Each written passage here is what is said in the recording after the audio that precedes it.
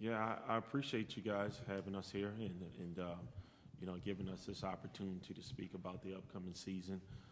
Certainly, coming off the season last season with COVID and all the things that we had to overcome, this season certainly is going to be one that people are looking forward to, and so am I. I think the most important thing for us to do is to leave last year in the past and for us to focus on moving forward and finding out what's the narrative, what type of adverse situations are going to kind of help.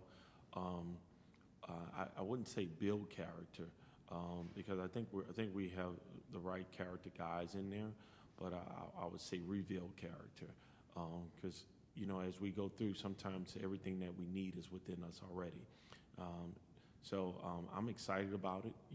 I know that we have a good core of guys returning and a lot of new faces, and that usually helps us with stability early on, but also it helps us as coaches to kind of preach our message and teach our message. So we'll see how it goes. I'm excited. I know the guys are excited. So I'm ready for the ups and the downs and the twists and the turns of a Fun Belt season. Coach, there was a lot of uncertainty all throughout last season with you and your interim status and COVID happening in the winter storm. How much better is it to have a little bit more stability heading into this season? Yeah, I think the external factors, they always play some type of role in the how you approach the next day. But I don't think that those are different, because I still think that this is just like scholarships are 1 year renewable. I don't think that we can just kind of rest and think that, we can have these jobs for 20 or 30 years. I think that this is a result-based business, as you guys see. I tell my mother just all the time, she got so excited about my press conference. I said, Mom, everybody that gets fired on Black Monday had a press conference as well. So, we just try to stay locked into the goal, and that's kind of winning the day.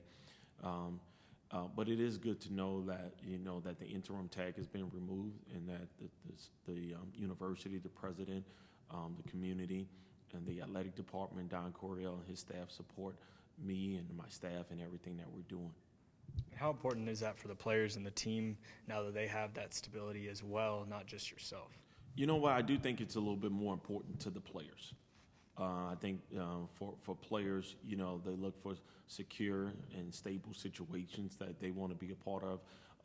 They want to know that their coach is going to be there tomorrow.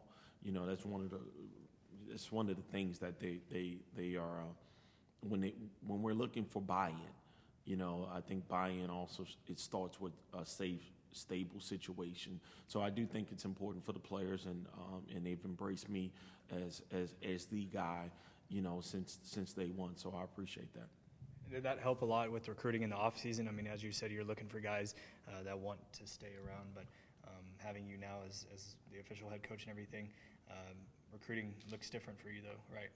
Hey, that's a great question. All right, and I would say 100%.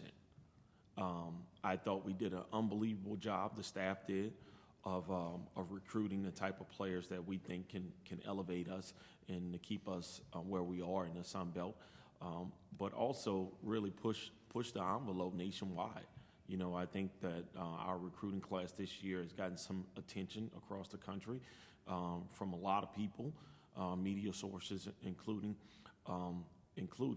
But if our guys are not completely bought in, those are the guys that host. Those are the guys that spend the most time with the recruits.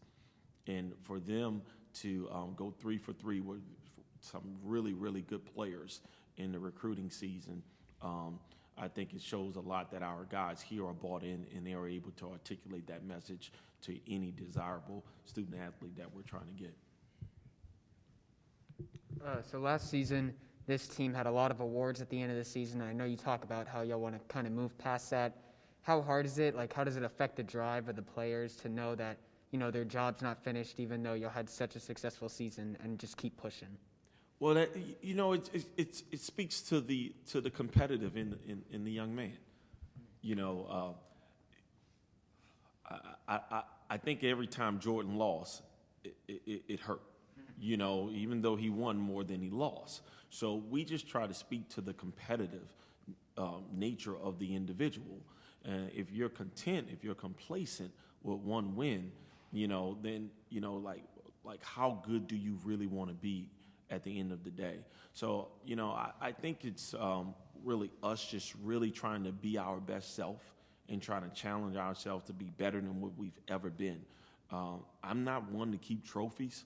I would prefer to give them to old ladies or little kids. If you walk in my office right now, you're not going to see, I got 3 Coach of the Year trophies. They're all still in the box. I was fortunate enough to speak to one of my friends the other day, and he gave me a great idea. So if I do decide to bring out those trophies one day, on yesterday, Tracy Shoemaker, she presented the whole coaching staff with Staff of the Year trophies that we purchased for them. So I don't feel like I did this all on my own. It's a staff thing. So if I decide to bring out a Coach of the Year trophy, at least I know now that my staff has been rewarded for their hard work. So what we just try to do is we focus on today. Those rewards are good to let you know, like, what you can do when you put your mind to something. You guys are completely bought in, and you put forth the work and the effort that it takes to be great. You guys played great last season. As far as improving in the offseason, what have y'all been looking to improve? It's a lot. When we had some really good basketball players last year, and I think we got some talented guys this year, but also knowledge. So we're trying to make sure that our new guys pick up on the subtle nuances of our offense, the terminology of our defense. But if you're talking about as a whole, if you look at last year, we let a lot of people back in the games. Now we're trying to develop more of a championship mindset throughout the course of a game, and understanding, like, when are those times in which we need a bucket? When are those times in which we need a stop? And it doesn't necessarily have to be us up by 2 or 3 or 4. Let's try to get those when we have an 8-point lead. Let's try to figure out what can we do to get that lead to 12. Or so, just really good understanding, like, how to win the game within the game, like certain points that can just turn a game just like that. So it's a mindset. If you ask me if I had to put it all in one word, I would say a mindset. You talked about a little bit already the newcomers and having players that have come and go. Both the players that came up here already, in Mason and Shelby, they talk about Tyrell a lot. Talk about him and what he's brought to this team, and I guess what he's going to bring in from losing Alonzo. Yeah, they're different positions, certainly, but similar in their impact with their effort. Really effort players, that can kind of impact winning without necessarily scoring, just with hustle and just hard work and just tough-nosed guys. Tyrell is a very good athlete, plays with a high level of intensity, really doesn't take away from anybody next to him. It's not a me guy at all. Can shoot the outside shot when his feet are set, can really defend, and he's a really good rebounder. So he's almost like a Swiss Army knife kind of guy, a junkyard dog kind of guy. So our guys tend to respect guys that come out and bring their hard hat every day and play hard and compete the way that he does. Coach, the way that last year ended with the first round exit in the tournament, do you feel like that's a motivating factor for the guys who are coming back from that team? Well, absolutely. In my opinion, it should be. But certainly, if we're going to be great, I shouldn't have to tell our guys what should motivate them. But absolutely, for me, it does, and I will hope that it does for our whole team. But I can tell you, the 2 guys you interviewed before me, it does for those guys. It motivates them to want to come out and get back to the tournament and see how we do. Coach, you guys set the bar last year with 18 wins here, winning the championship. Is that the bar for you guys this year to repeat and get to the big tournament now? Yeah, I think for everyone, you want to come in and you want to compete for championships, as every AD says in the country. But for us, it's we still want winning to be a byproduct.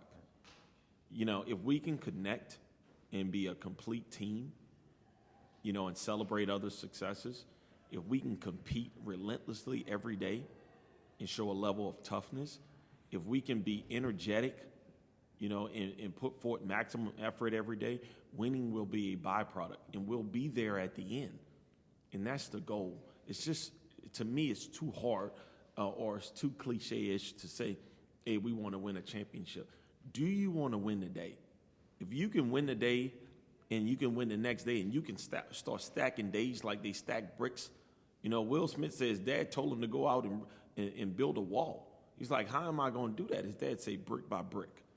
And that's exactly how I want us to stack our days, brick by brick.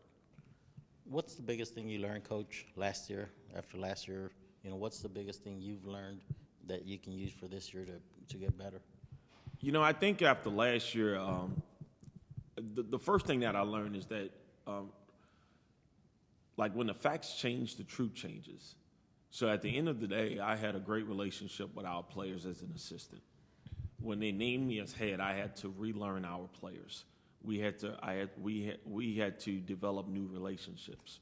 So I understand that in my position that this is a fluid situation and things tend to change, and I'm not who I was, and nor am I looked at like that.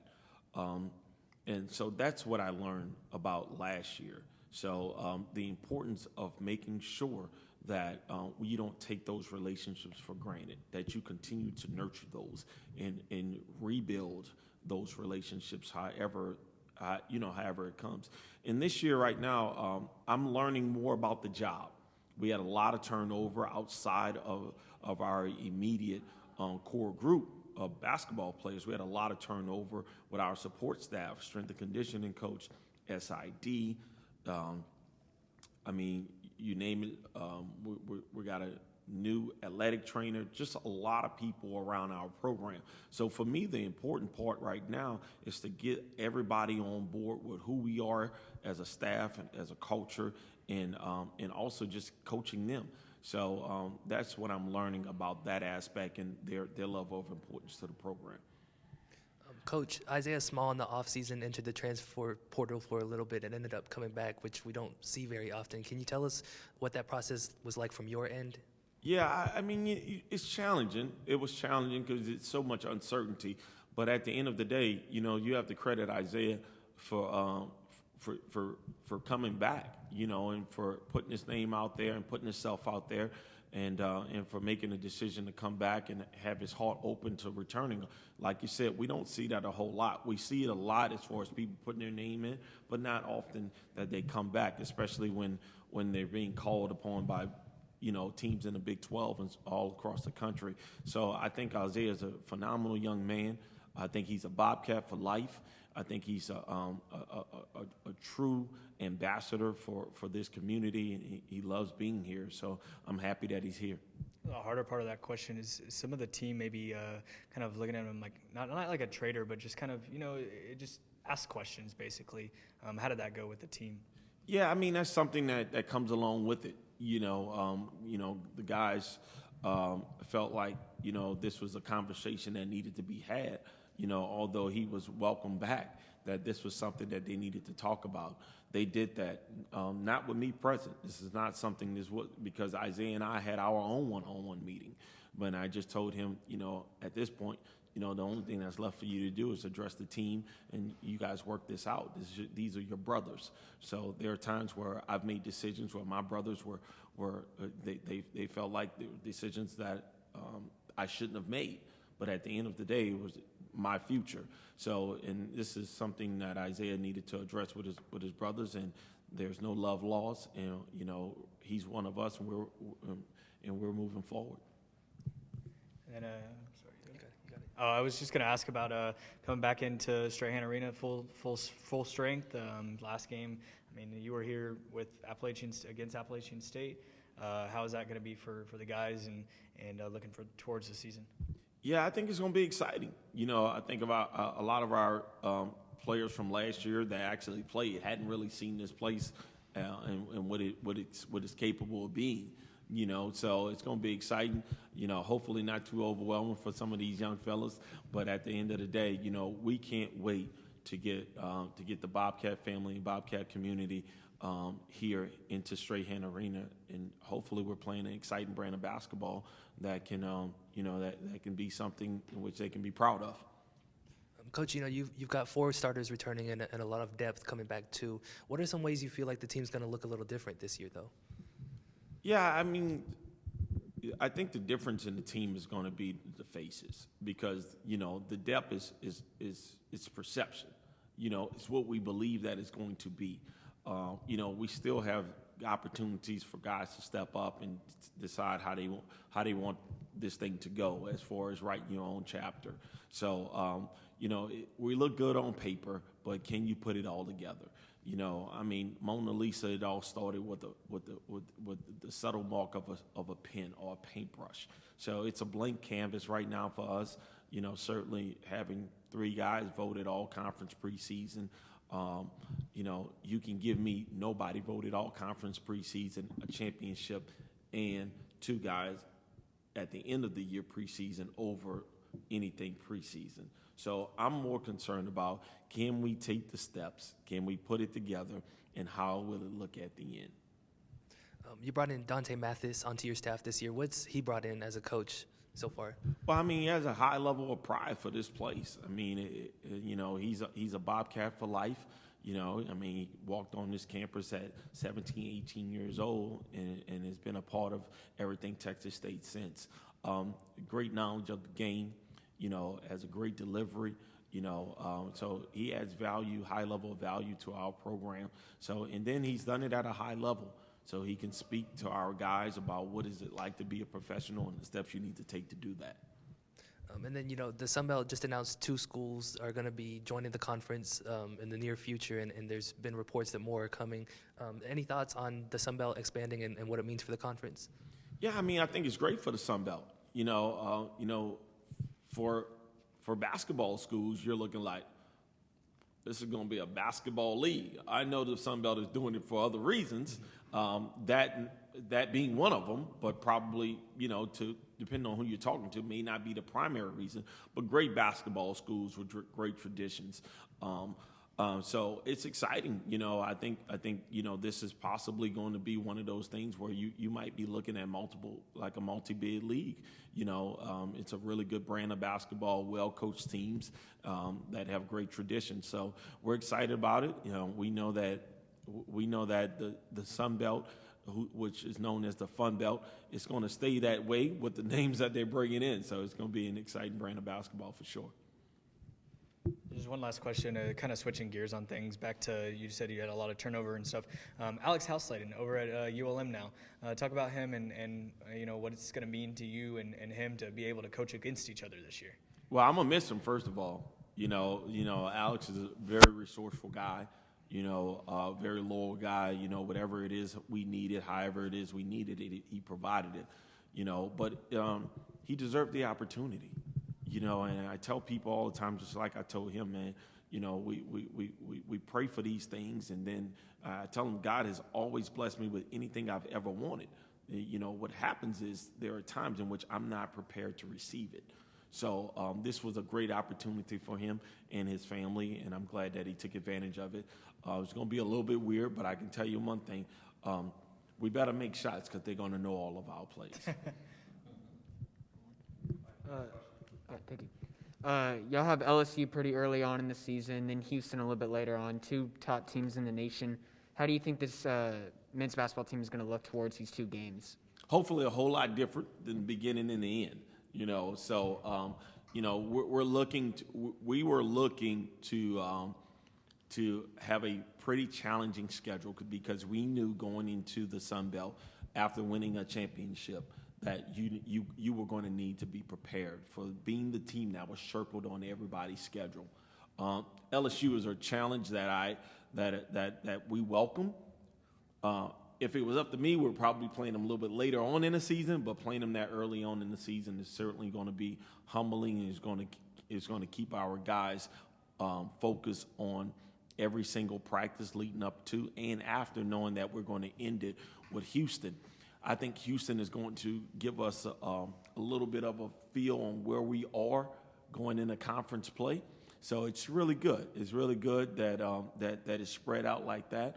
I think it's going to be important for us to be competitive in both of those games and try to match them for what they do well. LSU athletes that's going to spread you out, try to score in isolation situations. In Houston, they rebound 41% of their misses. You know it's going to be a physical game in which you're going to have to execute. So it's going to be a challenge for us, but like Drew said, with 4 returning starters, you will hope that we can put together the right mix of guys that can be competitive throughout the course of the game.